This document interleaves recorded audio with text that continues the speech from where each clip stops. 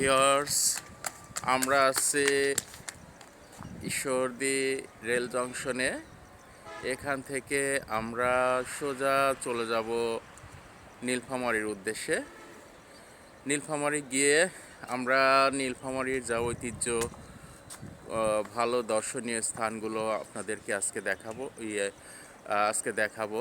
সেটা হলো আমরা নীলসাগর ইয়েতে যাব, নীলফামারীতে গিয়ে নীলসাগর যাব।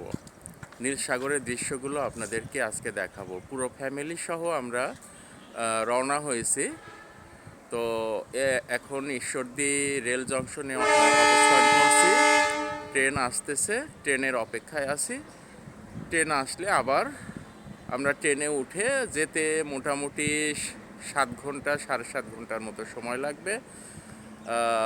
এ পর্যন্ত আপনারা আমাদের জন্য অপেক্ষা করবেন, আর আমরা পৌঁছিয়ে আবার আপনাদের সাথে সাক্ষাৎ করব ইনশাআল্লাহ।